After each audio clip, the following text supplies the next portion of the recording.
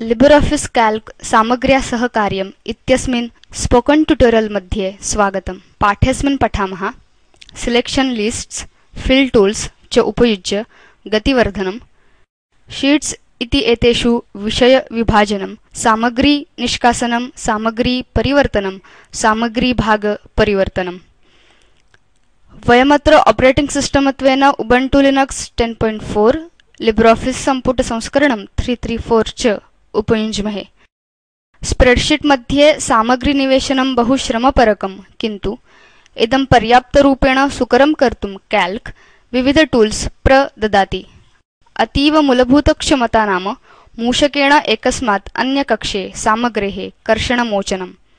किन्तु कैल्क स्वयंचालित निवेशार्थम् इतोपि अन्य विविध टूल्स् समाविशति, विशेषतः आम्रेडित सामग्रेः कृते। ते नामतः फिल टूल, सिलेक्शन लिस्ट्स च। आभ्यां समान प्रलेखस्य अनेकेषु शीट्स् इत्येषु सूच्यांश निवेशनं शक्यम्। अनयोः प्रत्येकम् एकैकशः पठामः।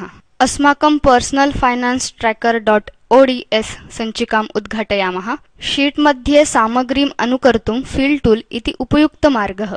अस्माकं पर्सनल फाइनान्स ट्रैकर.ods सञ्चिकायां चिन्तयन्तु, वयं कॉस्ट शीर्षकस्थां सामग्रीं समीपस्थकक्षेषु अनुकर्तुम् इच्छामः। प्रथमं 6000 निवेशं समाविशन्तं कक्षं नुदित्वा अनुकर्तव्यां समग्रां सामग्रीं चिनोतु। अधुना मूषकस्य वामपिञ्जं नुदन्नेव मूल्यनिवेशः 2000 इति समाविशतः कक्षस्य अन्तपर्यन्तं मूषकं कर्षतु। येषु सामग्री अनुकर्तव्या तान् कक्षान् अपि चिनोतु। मूषक वामपिञ्जं त्यजतु। मेनुबार मध्ये एडिट पर्यायं नुदतु, ततश्च फिल पर्यायं नुदतु। पॉपअप मेनु मध्ये राइट पर्यायं नुदतु। भवान् पश्यति यत् कॉस्ट शीर्षकस्था सामग्री समीपस्थकक्षेषु आगता। परिवर्तनानि अपाकुर्मः। फिल टूल इत्यस्य बहु जटिल उपयोगः नाम कतिपयमालिकानां सामग्रीत्वेन शीट्स् मध्ये पूरणम्। कैल्क सप्ताहस्य पूर्णानां संक्षिप्तानां च दिनानां कृते वर्षस्य मासानां कृते च उत्सर्ग आवलिः प्रददाति। अस्मिन् उपयोक्ता स्व आवलिः अपि निर्मातुं शक्नोति। अधुना शीट् मध्ये डेज नाम्ना नूतनं शीर्षकं योजयामः। अस्मिन् वयं स्वयंकारितया सप्ताहस्य 7 दिनानि दर्शयामः। डेज शीर्षकस्य अधः प्रथम 7 कक्षान् चिनोतु। अधुना मेनुबार मध्ये एडिट पर्यायं नुदतु। फिल पर्यायं प्रति गच्छतु च। मेनु मध्ये सीरीज़ पर्यायं नुदतु। भवान् पश्यति यत् फिल सीरीज़ शीर्षकेण सह संवादपिटकः आविर्भवति। अधुना सीरीज़ टाइप शीर्षकस्य अधः ऑटोफिल पर्यायं नुदतु। स्टार्ट वैल्यू क्षेत्रे वयम् अस्माकं सप्ताहस्य प्रथमदिनं टङ्कयामः, नाम रविवासरः इति। आदावेव 1 इति वृद्धिः विन्यस्ता अस्ति। अधुना ओके पिञ्जं नुदतु। दृश्यते यत् कक्षेषु दिनानि स्वयम् एव निविष्टानि। समानपद्धत्या सप्ताहदिनानि, मासः, वर्षं वा निवेशयितुं शक्यं, यतोहि तानि कैल्क मध्ये पूर्वपरिभाषितानि सन्ति। अनुक्रमिक सामग्रेः स्वयं पूरणार्थम् अन्या पद्धतिः इत्थमस्ति। कक्षे संडे इति टङ्कयतु, एंटर नुदतु च। एतद् स्तम्भस्य अग्रिमकक्षं प्रति ध्यानं नेष्यति। यत्र संडे इति टङ्कितं तत्र गच्छतु। अधुना भवान् कक्षस्य अधस्तनदक्षिणकोणे लघु कृष्णपिटकं द्रक्ष्यति। मूषकेण एतं पिटकं नुदतु। एतम् अधस्तात् तावत् कर्षतु यावत् दक्षिणे भवान् आविर्भवति पिटके सैटरडे न पश्यति। मूषकस्य पिञ्जं त्यजतु। कक्षाः स्वतः एव दिनैः पूर्णाः। एषा युक्तिः सर्व अनुक्रमिक सामग्रेः कृते उपकरोति। परिवर्तनानि अपाकुर्मः। स्टार्ट एंड वृद्धिमूल्यं च निवेश्य संख्यानां कृते सकृत् उपादेयाः पूरणमालिकाः अपि निर्मातुं शक्याः। इदं प्रमाणयितुं प्रथमं A1 तः A7 पर्यन्तम् इति कक्षेषु निवेशितान् क्रमाङ्कान् उच्छिद्मः। क्रमाङ्क उच्छेदनानन्तरं पुनः A2 तः A7 पर्यन्तं सङ्केतितान् कक्षान् चिनोतु। अधुना मेनुबार मध्ये एडिट तः फिल तथा च सीरीज़ पर्यायं नुदतु। अस्मत्पुरतः संवादपिटकः आविर्भवति।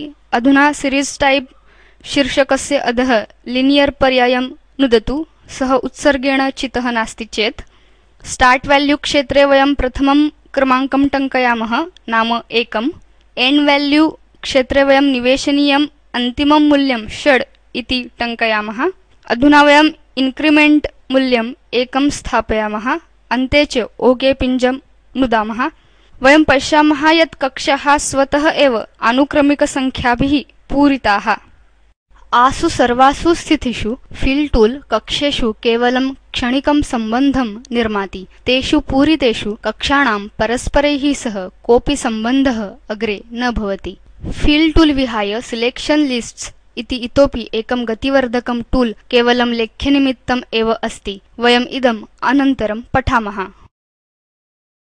फिल टूल्स् सिलेक्शन लिस्ट्स् इति अनयोः पठनानन्तरं कक्षेषु सामग्री कथं विभाज्या इति पठामः कैल्क मध्ये अनेकेषु शीट्स् इत्येषु समानकक्षे समानसूच्यांशनिवेशनं शक्यम् इत्युक्ते प्रत्येकं शीट् मध्ये समान आवलेः निवेशनापेक्षया सर्वेषु युगपत् निवेशनं शक्यम् पर्सनल फाइनान्स tracker.ods सञ्चिकायाम् अस्माकं सम्पूर्णा सामग्री शीत् 1 मध्ये अस्ति अधुना वयं शीत् 1 मध्ये विद्यमान सामग्रीं शीत् 2 तथा च शीत् 3 मध्ये दर्शयितुम् इच्छामः वयं मेनु बार मध्ये एदित् पर्यायं नुदामः ततश्च शीत् पर्यायं नुदामः अधुना सिलेक्ट इत्यत्र नुदतु अधुना आविर्भवति संवादपिटके शिफ्ट कीलम् उपयुज्य वयं शीत् 1 शीत् 2 शीत् 3 चेति पर्यायान् चिनुमः ततश्च ओके पिञ्जं नुदामः एतद् अस्मान् शीत् 1 प्रति नयेत्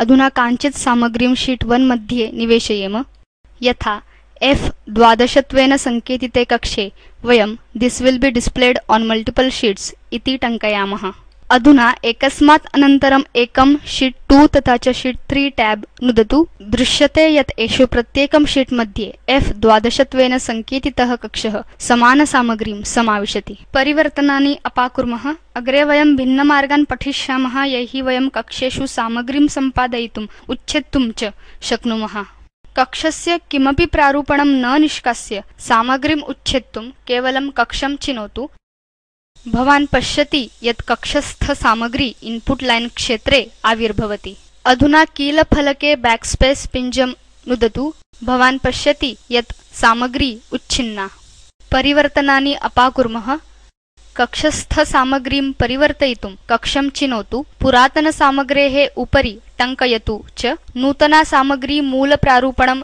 निधास्यति परिवर्तनानि अपाकुर्मः कक्षे सामग्रेः कञ्चित् भागं परिवर्तयितुं सर्वसामग्रेः निष्कासनेन विना कक्षं द्विवारं नुदतु अधुना कर्सर सञ्चारणेन भवान् यथावश्यकं कक्षं सम्पादयितुं शक्नोति परिवर्तनानि अपाकुर्मः अत्र लिब्रियोफिस कैल्क विषयकं स्पोकन ट्यूटोरियल समाप्यते अस्माभिः पठितं संक्षेपेण सिलेक्शन लिस्ट्स फिल टूल्स च उपयुज्य गतिवर्धनं शीत् मध्ये विषय विभाजनं सामग्री निष्कासनं सामग्री परिवर्तनं सामग्री भाग परिवर्तनम् अधस्तनसन्धाने उपलब्धं चलच्चित्रं पश्यतु इदं स्पोकन ट्यूटोरियल प्रकल्पं संक्षेपयति यदि भवत्समीपे उत्तमं बैंडविड्थ नास्ति तर्हि अवारोप्य द्रष्टुं शक्यम् स्पोकन ट्यूटोरियल गणः स्पोकन ट्यूटोरियल्स् उपयुज्य कार्यशालाः आयोजयति ऑनलाइन परीक्षाम् उत्तीर्णेभ्यः प्रमाणपत्रम् अपि ददाति कृपया अधिकज्ञानार्थं contact@spoken-tutorial.org सम्पर्कं करोतु स्पोकन ट्यूटोरियल इति टॉक टू टीचर प्रकल्पभागः असौ national mission on education through ICT Bharata सर्वकारेण सहायीकृतः अस्य अधिकज्ञानं spoken-tutorial.org/nmeict-intro इत्यत्र उपलभ्यते एतत् पाठार्थं घागनन्दिन्या योगदानं कृतम् सम्पर्कार्थं धन्यवादाः